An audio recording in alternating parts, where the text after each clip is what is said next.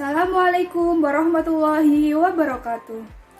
Hai sahabat rumah belajar, perkenalkan saya Fitri Nurrohmah. Saya guru di SMPN 1 Magetan, Kabupaten Magetan, Provinsi Jawa Timur. Hari ini kita akan mempelajari mata pelajaran Informatika kelas 7 semester 1. Dan materi yang akan kita pelajari adalah penggunaan fungsi logika if pada aplikasi pengolah angka. Pernahkah kalian melihat data seperti ini? Yaitu menentukan lulus atau tidak lulus dari sekumpulan nilai yang ada.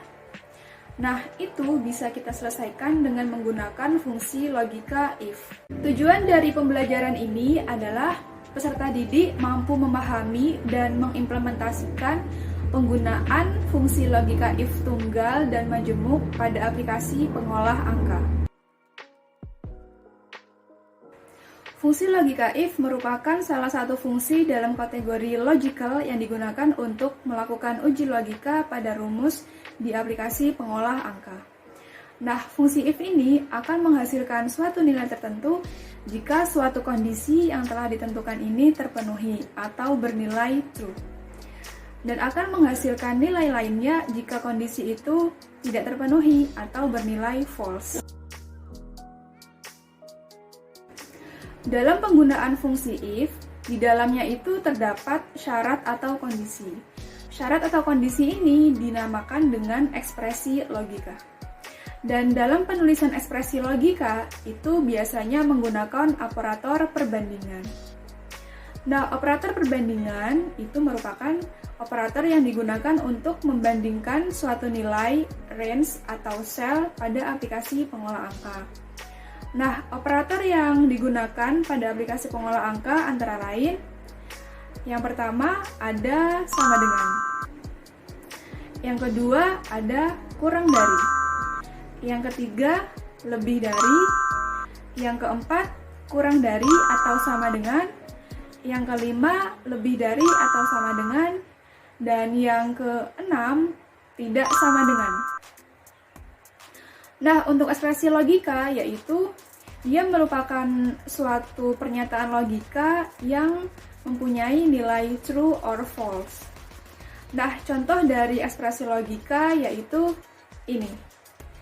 Sama dengan 8 kurang 9. Nah, jika ekspresi ini kita tuliskan di aplikasi pengolah angka, dia nanti akan mengembalikan nilai true. Karena benar, 8 itu kurang dari 9.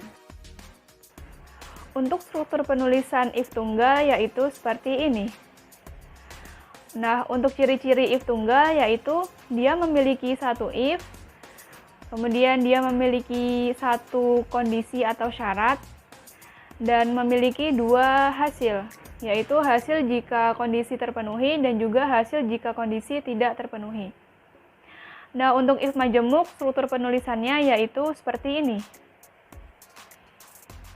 Oke, untuk ciri-cirinya yaitu memiliki lebih dari satu if, memiliki lebih dari satu kondisi atau syarat, dan memiliki lebih dari dua hasil. Nah, sekarang kita akan mempraktekkan penggunaan fungsi logika if di aplikasi pengolah angka.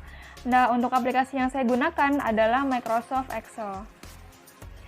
Nah, di sini untuk penerapan if tunggal, saya sudah ada tabel nilai ulangan harian. Nah, ketentuannya itu yaitu jika nilainya kurang dari 75, maka remedi. Jika nilainya lebih dari atau sama dengan 75, maka dia tidak remedi. Nah, untuk penulisannya yaitu sama dengan if, buka kurung, kemudian kita select sel yang berisi nilai, kemudian kurang 75, titik koma, remedi, titik koma, tidak remedi. Nah, di sini saya mau mengingatkan jika statementnya itu dia berupa kata-kata, nah jangan lupa diapit oleh tanda petik. Nah, kemudian untuk penggunaan titik koma, di sini tergantung perangkatnya. Jadi ada yang menggunakan titik koma atau koma gitu. Nah, kemudian kita enter.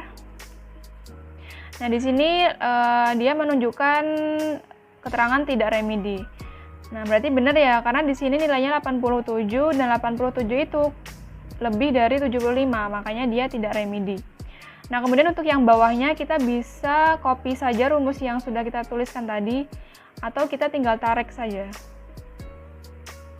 Nah, nanti yang bawahnya dia akan secara otomatis rumusnya menyesuaikan. Untuk penerapan if majemuk, di sini saya sudah ada tabel tentang sikap.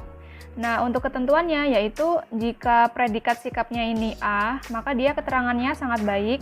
Jika predikatnya sikapnya B, maka dia baik. Kemudian jika C cukup, dan jika D dia kurang. Nah, penulisan rumus fungsi yang tepat yaitu seperti ini. Sama dengan if D13. D13 ini adalah sel yang berisi predikat sikap. Kemudian sama dengan A, maka sangat baik. Kemudian if D13 sama dengan B, maka baik. Kemudian if D13 sama dengan C, maka cukup. Kemudian jika ketiga kondisi ini tidak terpenuhi, maka kuranglah yang akan ditampilkan. Oke. Nah, karena di sini ada kurung pembuka 3, 1, 2, 3, maka harus diakhiri juga dengan tutup kurung 3 kali juga. Demikianlah materi kali ini, sampai berjumpa lagi di materi selanjutnya.